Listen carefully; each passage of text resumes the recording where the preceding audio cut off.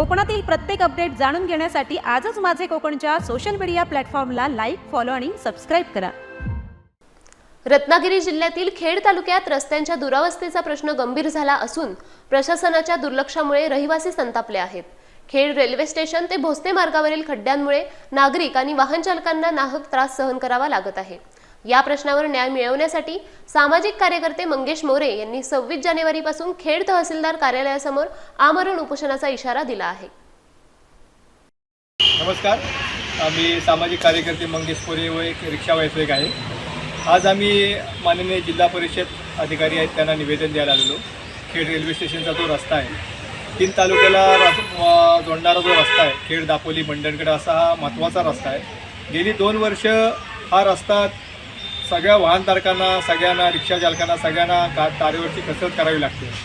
परंतु हा रस्ता काय अजून 2 वर्ष त्यांनी खराब केलं आहे। तिथे आम्ही मागच्या वेळेला पण उपोषण केलेलं, 26 जानेवारीला, तेव्हा त्यांनी 6 लाख रुपये खर्च करून तो रस्ता तात्पुरती मलमपट्टी करून आम्हाला दिलेला। तो रस्ता पहिल्याच पावसात उडकला। नंतर माननीय महाराष्ट्राचे गवळी साहेब कोर्टाचे इथे मंडणगडच्या इथे उद्घाटनासाठी येत असताना कोर्टाने त्यांना आदेश काढला की गवळी साहेब येत आहेत, तात्काळ तुम्ही तो रस्ता करा म्हणून। ह्या असं जिल्हा परिषदला त्यांना कळवण्यात आलं। आमचं म्हणण्याचं उद्दिष्ट एवढंच आहे की कोर्टाने ह्यांना आदेश दिला की तो रस्ता लवकर करा, म्हणजे किती त्या रस्त्याची दुर्दशा झाली आहे। आणि आम्ही नागरिक, रिक्षा चालक सगळेजण रोजची ये जा त्यात आहे। कोण रेल्वेतनं माणूस येतोय, कोण होतोय, कोणाला मणक्याचा त्रास होतोय, असे खूप नुसती मलमपट्टी चालू आहे। अजूनपर्यंत तिथं त्यांनी 9 लाख रुपये खर्च केले या 4 महिन्यात। त्या 9 लाख रुपयाचा कुठे फायदा झालेला दिसत नाही। आणि आता परत आम्ही वारंवार सगळ्यांनी मागणी करून त्याची उत्तर बरोबर मिळत नाही। बोगस कामं चालू आहे सगळी। आणि तातडीने जरा लक्ष देऊन काम केलं तर बरं होईल। आणि आता परत खूप त्रासदायक मणक्या बिनक्याला खूप त्रास होतो त्याच्यामुळं। बरोबर। आणि आता परत 10 लाख रुपये मंजूर झालेले आहेत।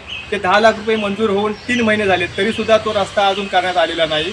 म्हणून आम्हाला नाईलाजाने येत्या 26 जानेवारी रोजी तिथे आमरण उपोषणाचा आम्ही इशारा दिलेला आहे। तसं आज आम्ही इथे निवेदन पण दिलेलं आहे। कारण एवढा 19 लाख रुपये खर्च करूनसुद्धा जर रस्ता सुशोभित होत नसेल तरी पैसा गेला कुठे याच्या पाठीमागं काय आहे, कसा दर्जाचं काम होत नाही आहे, म्हणजे आम्ही काय समजायचं।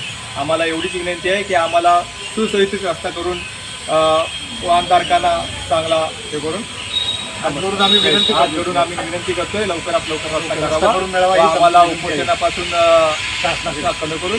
धन्यवाद। कोकणातील प्रत्येक अपडेट जाणून घेण्यासाठी आजच माझे कोकणच्या सोशल मीडिया प्लॅटफॉर्मला लाईक, फॉलो आणि सबस्क्राईब करा।